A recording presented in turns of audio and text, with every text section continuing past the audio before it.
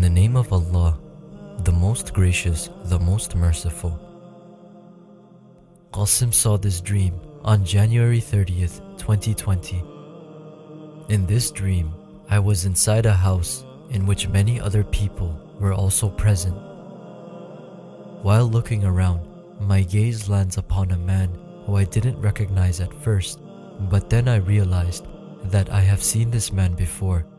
This man is seated on a chair against the wall. Upon careful inspection, I recognize that this man is Imran Khan, and he seemed to be busy with his work.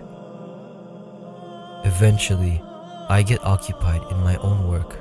A few moments after, I recalled that I have tried my best to reach Imran Khan and share my important dreams, and now that I have this opportunity, I ought to take advantage of it and speak with him. I reach closer to Imran Khan and I tell him that I have seen many dreams regarding you, and I have also tried very hard to get the message of these dreams to you, but I was not successful. Now that I have this opportunity, I would like to share a dream with you, and I want you to ponder about this dream. And when you have time, come and meet me so that I can discuss the dreams in greater detail, as my dreams are coming true just as I have seen them. I narrate that on July 25th, 2018, a night before the elections, I saw in a dream that you are elected as Pakistan's Prime Minister, but you struggle and fail to fulfill the promises you had made to the people. On the contrary, you are forced to withdraw and regress on your promises, different from what you had previously planned. I have also seen the reasons to why you have continued to fail in my dreams. After saying this, I step back and suggest that contemplate about what I have said to you, and when you get a chance, take some time out to meet me. I then move away and it eventually gets dark. I am in the same house and I see that Imran Khan is walking with a few other individuals. Upon seeing me, he approaches me and asks me, "So, tell me, what dreams have you seen?" I tell him, "Take some time out of your schedule and give me adequate time so that I can properly explain these dreams to you in detail." In that moment, I notice that he is not taking much interest, so I start explaining a little more of my dreams. I revealed that I have had more dreams about you. For instance, I've seen that the people surrounding you do not let you work, give you incorrect advice, and misguide you, and they report incorrect information regarding the progress of their work, when in reality, the opposite is happening in Pakistan. Within your party, there are opposing members who have formed internal rifts and groups, and the coalition members are also pressurizing you. I also state that I have not made up any of this information. I have seen all this in my dreams and have uploaded my dreams as I saw them on YouTube on earlier dates. If you wish, you can verify this information yourself. And I have also seen in my dreams that Usman Buzdar will cause the most damage to your party and hurt its reputation. Upon hearing this, Imran Khan realizes that I have proof for what I say, and he starts taking more interest in the dreams. He proceeds to further discuss with me. He asks, "What other dreams have you seen?"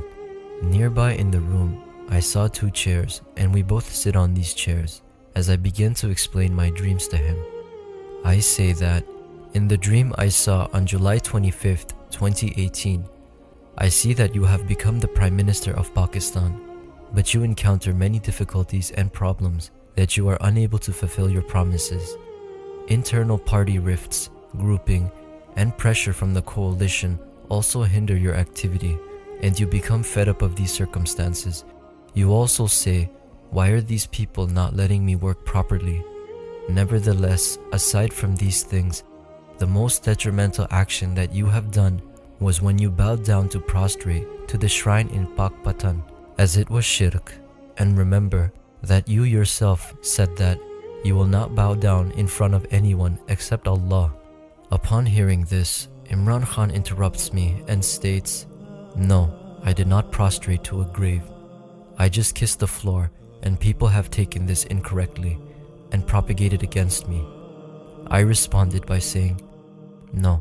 2 days after you had prostrated, I saw another dream in which I was shown that even if someone bows, like performing a ruku, in front of anyone else except Allah, that person has also committed shirk.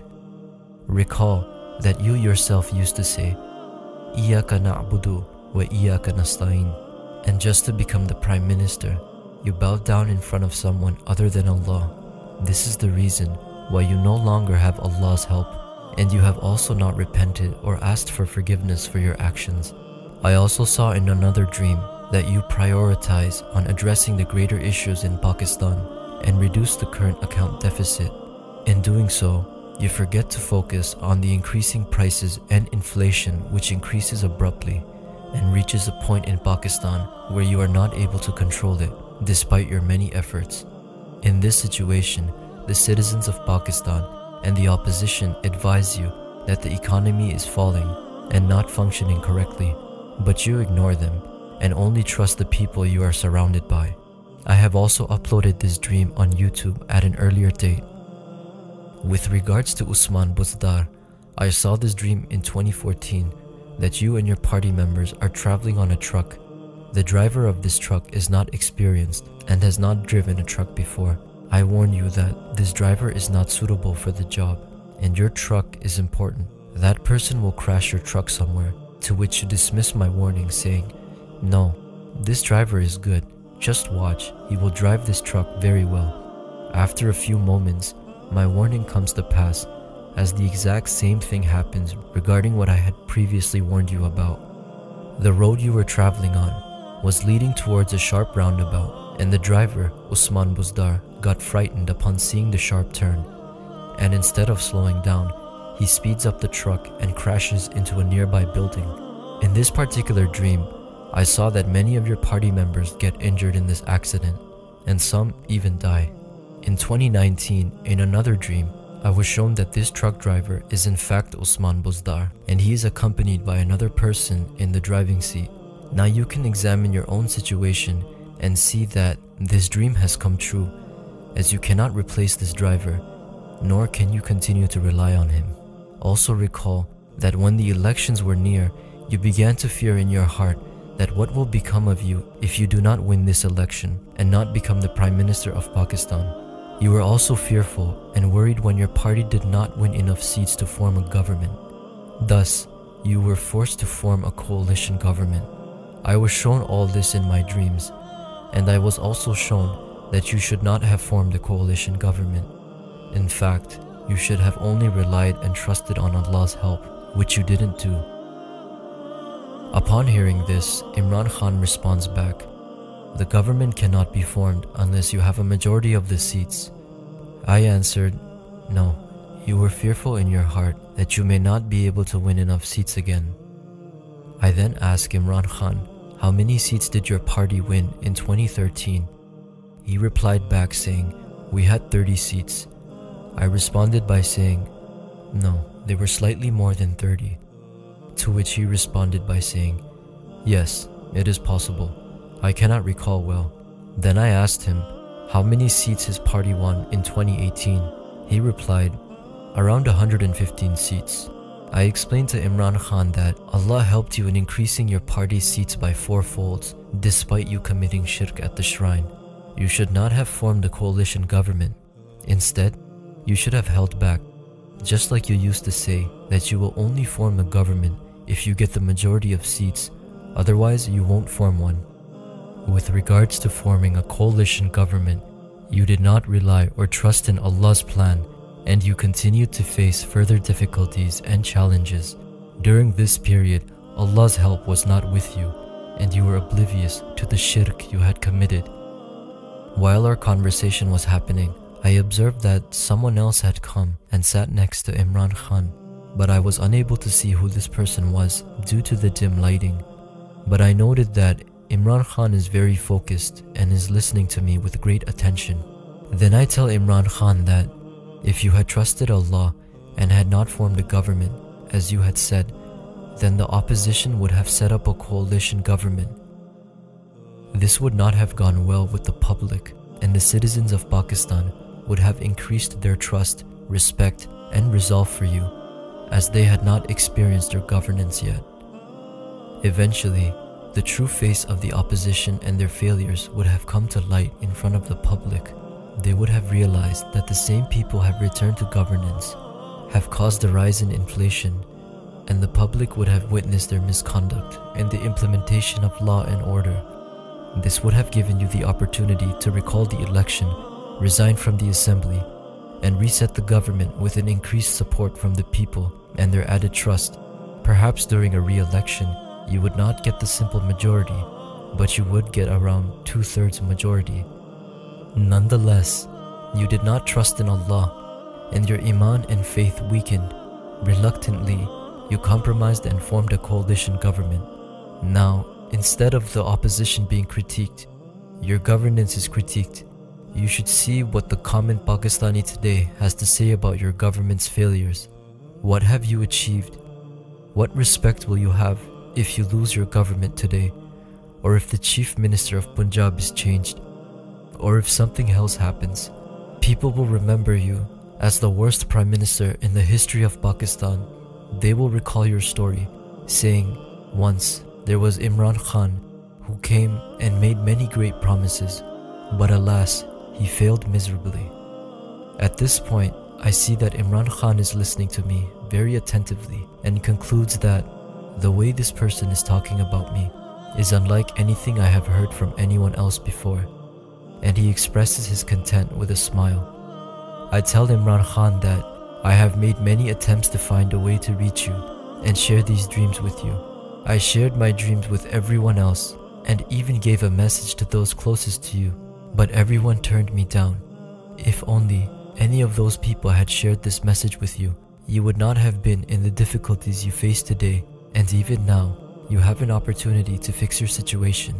Imran Khan then asks me, how can all this be fixed? I respond and say, first and foremost, you should provide subsidies to the people of Pakistan. Reduce prices on basic food items, reduce taxes, reduce price of fuel and electricity, and give support with funds to the most impoverished. If you continue doing this for 3 to 4 months, you will see that the people's opinion about you will change. The people will be relieved with the low prices on basic items, the reduced taxes, and improving conditions of their businesses and earnings. In doing this, you will garner the trust of the citizens of Pakistan, and after 3 to 4 months, you should break the government assembly. Since the citizens of Pakistan will trust you more, when the elections are held again, it is likely that more people will vote for you, and you can possibly form the government again with a majority. Once you have a majority government, there is no chance for anyone to stand against you, such as the likes of Pervez Khattak, who is pressurizing you with his threats of breaking apart with his group. If you had 2/3 majority or more, no one would dare to threaten your authority. Upon hearing all this, I see relief in the eyes of Imran Khan, and he regrets that he did not hear these suggestions before. However, after hearing my suggestions about lowering the prices for 3 to 4 months, he interjects, stating that the IMF will not allow me to reduce prices and taxes for 3 to 4 months. I respond by saying, don't be afraid, you are still worried about what the IMF will do and the kind of pressure you will encounter on an international level. You should repent and ask for forgiveness for the shirk you have committed and place your trust solely in Allah. The IMF can't do anything. At most, the IMF will stop giving you further loan funding. What else can they do? But if you do not trust in Allah's plan, you will not be successful. Imran Khan pays great attention to what I have to say, and he expresses relief in hearing the resolution, but he also regrets that he had not heard about my dreams earlier. And the dream ends there.